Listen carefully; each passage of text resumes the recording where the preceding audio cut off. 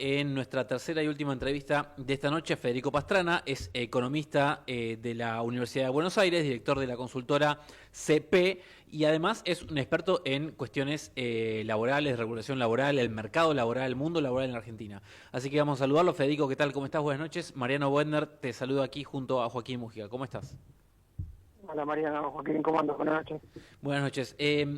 Te diría que nos gustaría tratar con vos los dos temas. Empezaría por, primero, ¿cuál es la última foto que nos dan los datos oficiales respecto al mundo del trabajo? Tuvimos la semana pasada el informe de INDEC con la tasa de desempleo que, decíamos hace algunos minutos, muestra que el desempleo, digamos, no empeoró la situación en términos de la tasa propiamente dicha, pero sí hay alguna alarma respecto a la calidad del empleo.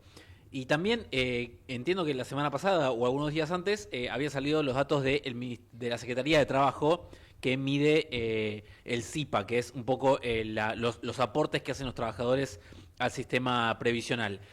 Con esos últimos números que dio a conocer el INDEC y la Secretaría de Trabajo, ¿cómo describirías vos, Federico, la última foto del mercado laboral que da la Argentina hoy?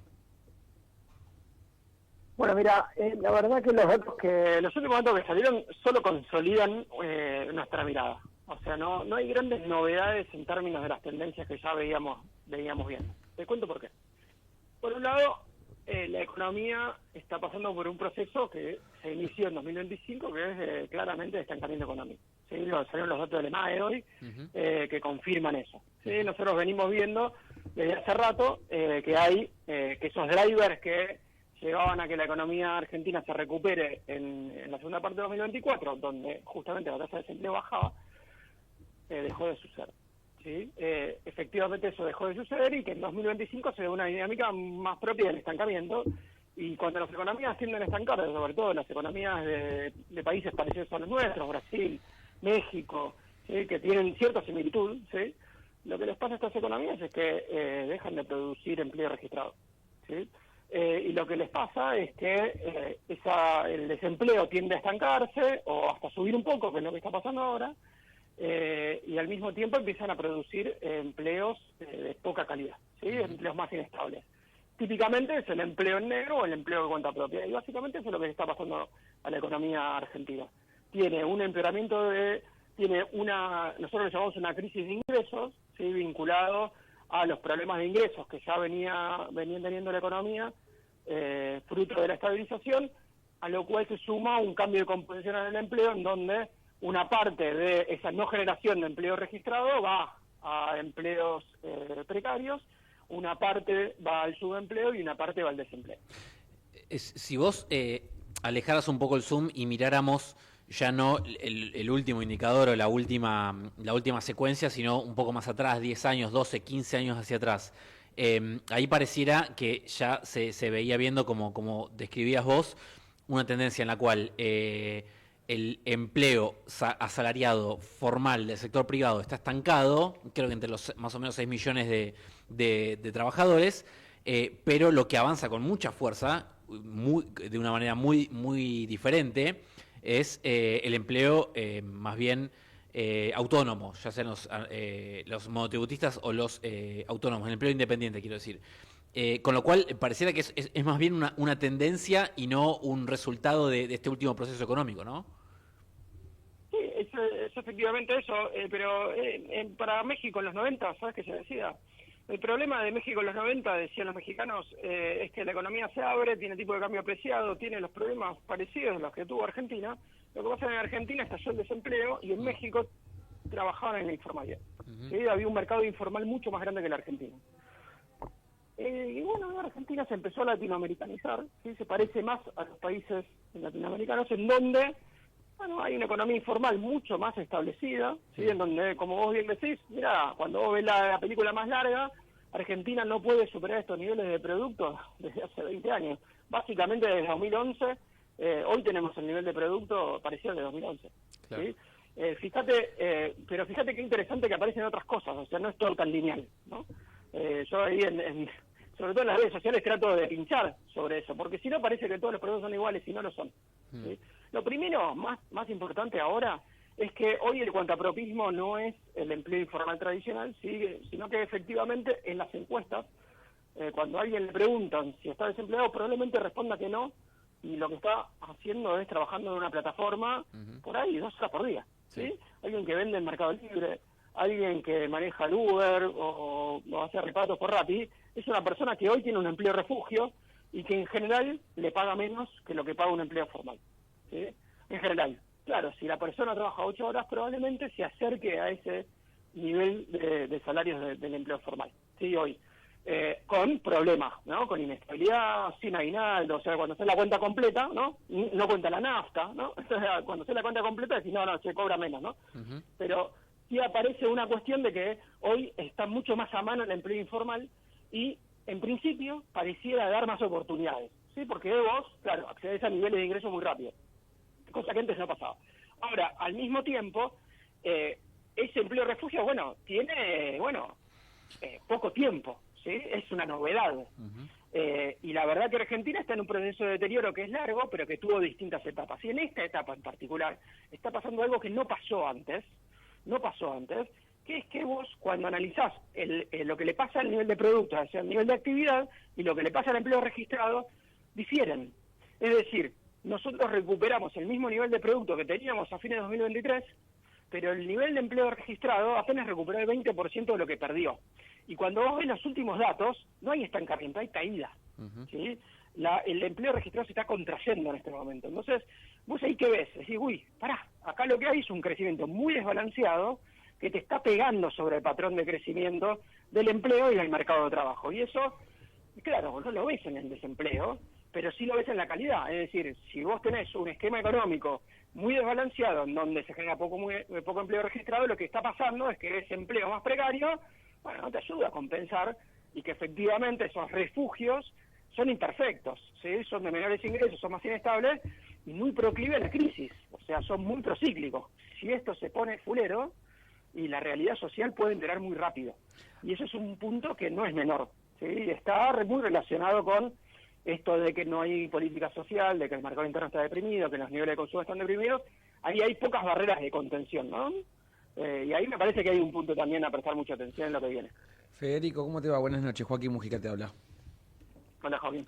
De la mano de lo que venís planteando, ¿lo ves al gobierno nacional demasiado enamorado de su relato, o atado a la estadística de bajó el desempleo, que es un poco una de las estadísticas que trató de exponer el gobierno esta última semana, pero claro, al mismo tiempo crece la cifra de trabajadores informales, que es un poco de lo que vos hablabas, o crece el número de monotributistas, y si nos ponemos más finos, tenemos que empezar a ver cuánto gana cada uno de ellos, cuánto ganan los que trabajan en el sector informal o son monotributistas o facturan, pero quizás no llegan ni al $1.000.000, ¿no? Y cómo vive una persona, cómo paga el alquiler, si querés, una persona que no llega al $1.000.000 y después vive.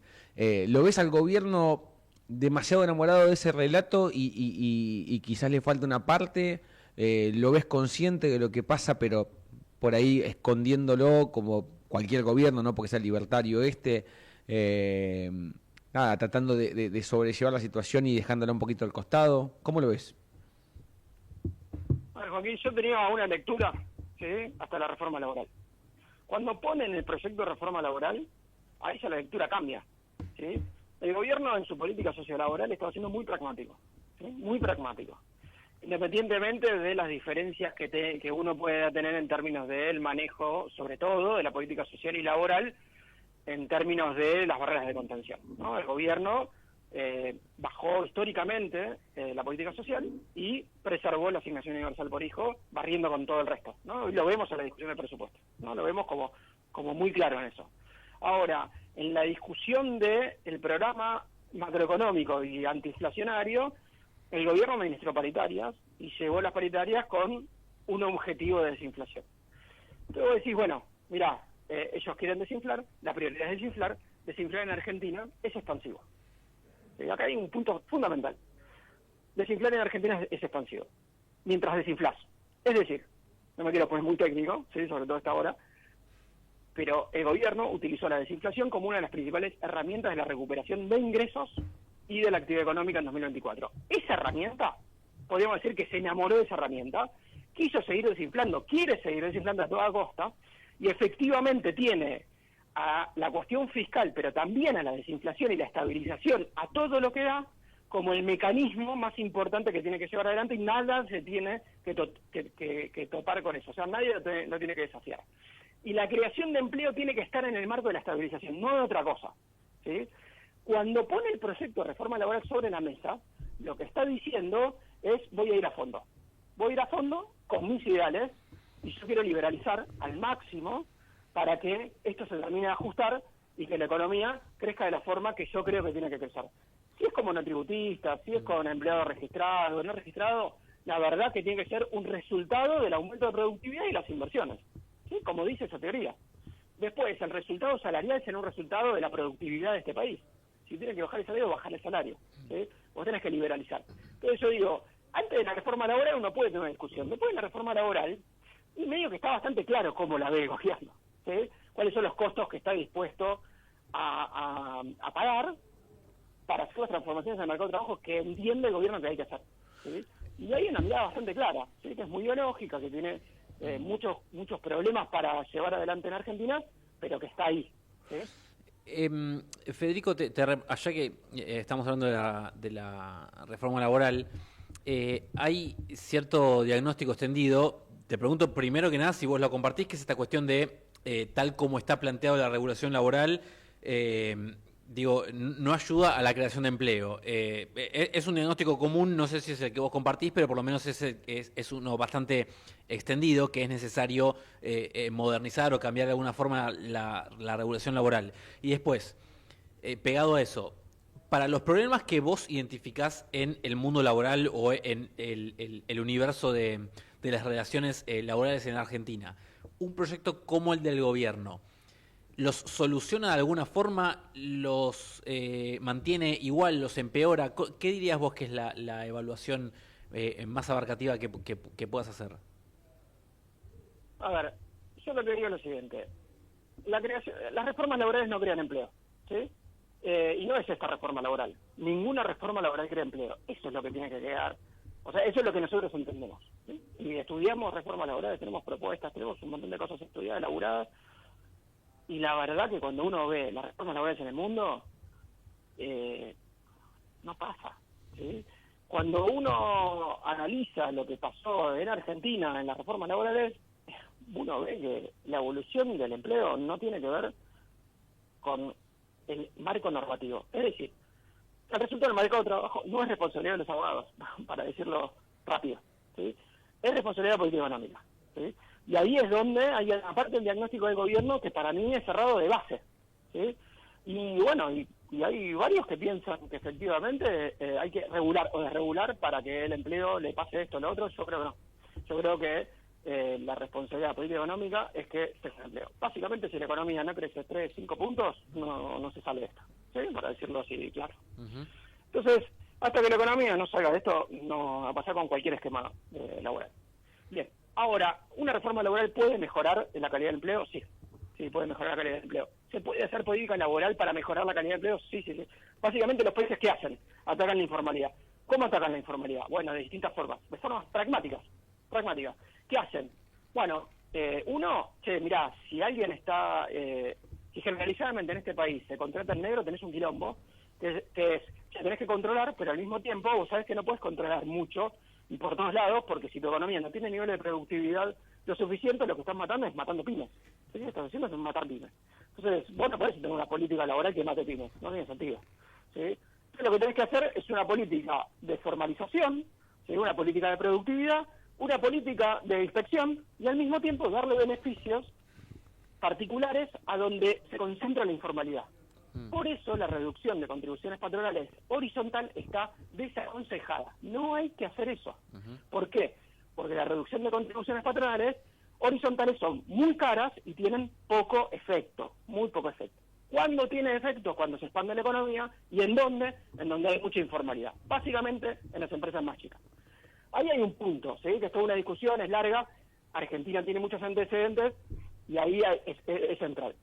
Básicamente, si la política macroeconómica no está relacionada con una política laboral concreta que ataque cosas concretas, no funciona, ¿sí?